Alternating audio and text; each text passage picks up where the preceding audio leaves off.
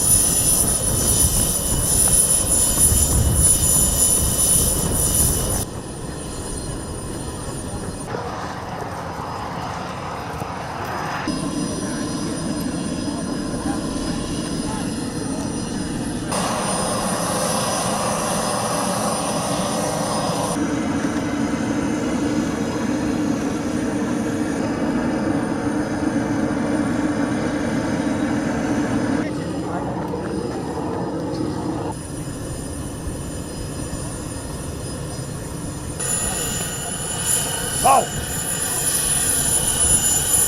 NATO'nun Türkiye'den destek talebi üzerine Mehmetçiğin Kosova'ya sevki devam ediyor. 65.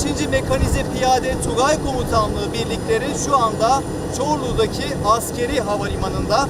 Hazırlıkları tamamlanan bu birliklerin de kritik noktada olayların yaşandığı Kosova'da görev yapmak üzere yola çıkıyor.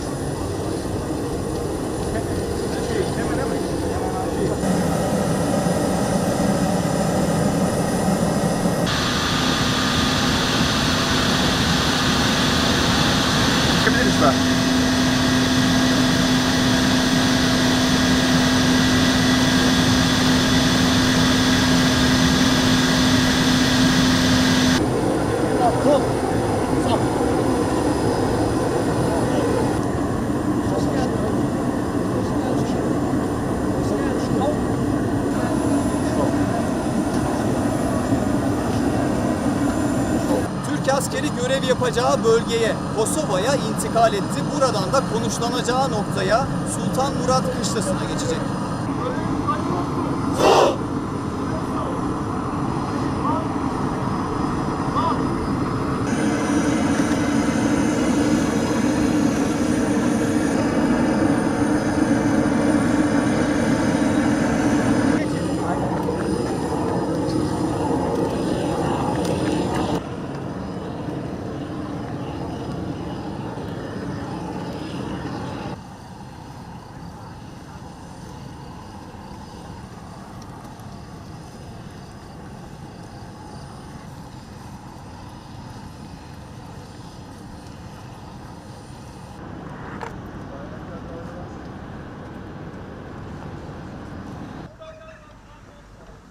Bak.